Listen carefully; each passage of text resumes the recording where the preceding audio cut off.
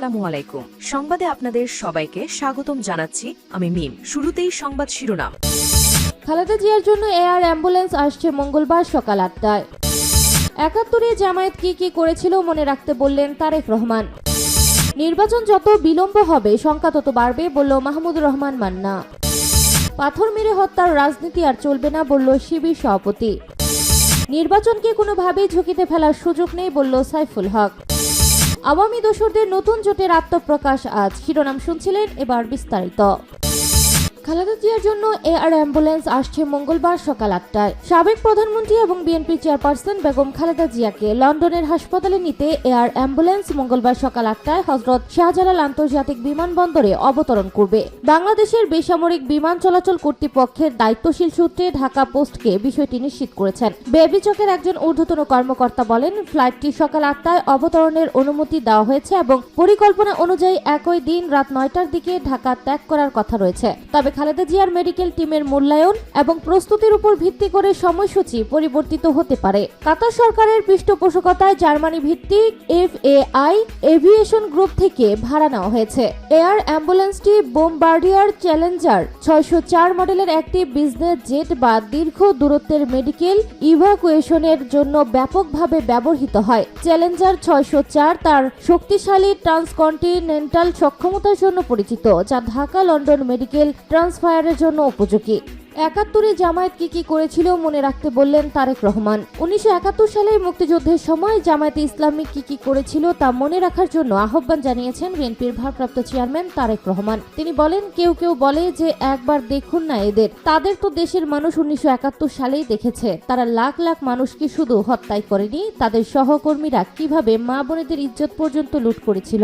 এই কথাটি আমাদের মনে রাখতে হবে। পুরো নাম উল্লেখ না করে বিএনপির ভারপ্রাপ্ত চেয়ারম্যান বলেন, একটি রাজনৈতিক দলের কিছু ব্যক্তি বা বেশ কিছু ব্যক্তি বিভিন্ন জিনিসের টিকিট বিক্রি করে বেড়াচ্ছে, বিভিন্ন জিনিসের কনফার্মেশন দিয়ে বেড়াচ্ছেন। তিনি বলেন, দোজক বেহেশত দুনিয়া সবকিছুর মালিক আল্লাহ। যেটার মালিক আল্লাহ সেটার কথা একমাত্র আল্লাহ তাআলাই বলতে পারেন। সেখানে যদি আমি কিছু বলতে চাই, আমার নরমাল দৃষ্টিকোণ থেকে আমি বুঝি যে সেটি হচ্ছে শিরক, সেটি শিরকের পর্যায়ে পড়ে। উপস্থিত ছাত্রদলের নেতাদের উদ্দেশ্যে তারেক রহমান বলেন, ঘরে ঘরে গিয়ে মানুষকে বোঝাতে হবে যারা এইসব কথা বলে তারা শিরক করছে, যারা শুনবেন তারাও শিরকের পর্যায়ে পড়ে যাবেন। তারেক রহমান বলেন, কিছু মানুষ বা কোনো গোষ্ঠীকে ইদানিং বলতে শুনছি বা বিভিন্ন জায়গায় কেউ সোশ্যাল মিডিয়ায় বলে যে অমুককে দেখলাম তমুককে দেখলাম, এবার অমুককে দেখুন। যাদের কথা বলে অমুককে দেখুন, তাদের তো দেশের মানুষ ১৯৭১ সালেই দেখেছে। ৭১-এ তারা তাদের নিজেদের স্বার্থ রক্ষার্থে কিভাবে লাখ লাখ মানুষকে হত্যা করেছে।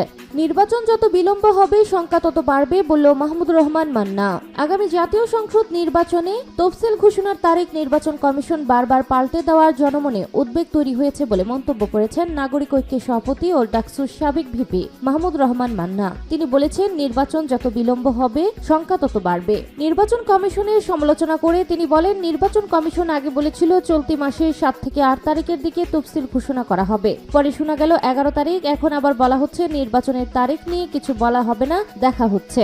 আমরা বলেছি রোজার আগে নির্বাচন হতে হবে। হাসপাতালে চিকিৎসাধীন বিএনপি চেয়ারপারসন বেগম খালেদা জিয়ার প্রসঙ্গে মাহমুদুর রহমান মান্না বলেন, এই দেশের গণতান্ত্রিক আন্দোলনে বেগম জিয়ার অসাধারণ অবদান আছে। তিনি অনেক নির্যাতন সহ্য করেছেন। তার বর্তমান শারীরিক অবস্থার কারণে সবার মধ্যেই শঙ্কা আছে। আমরা চাই তিনি সুস্থ হয়ে উঠুক এবং নির্বাচন ঠিক সময়ে অনুষ্ঠিত হোক। নির্বাচনী সমঝোতার সম্ভাবনা নিয়ে মাহমুদুর রহমান মান্না বলেন, গত ১৫ বছরের আন্দোলনে বিএনপি সহ অন্যান্য দল আমাদের সঙ্গে ছিল।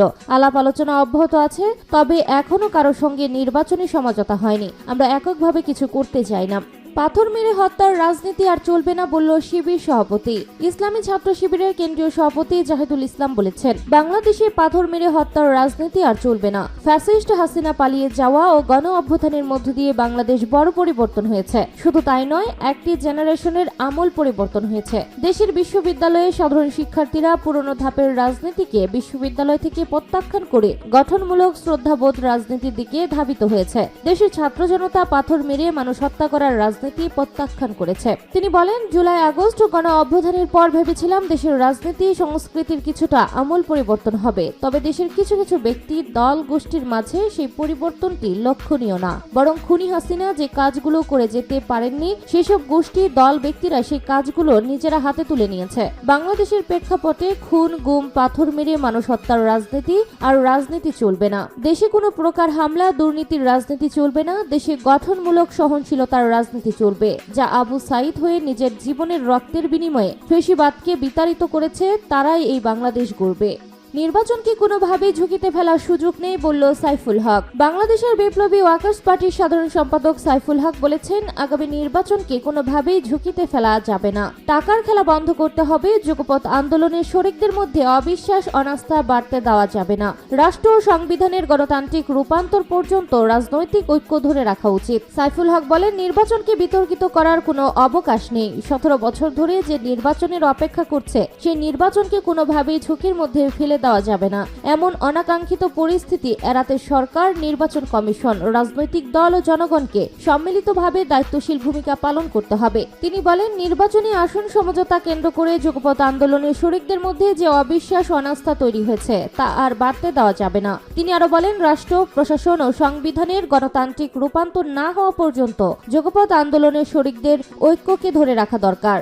আওয়ামী দোসরদের নতুন জোটের আত্মপ্রকাশ আজ। জাতীয় পার্টির একাধিক অংশ সহ কিছু রাজনৈতিক দলের সমন্বয়ে নতুন জোট হতে যাচ্ছে।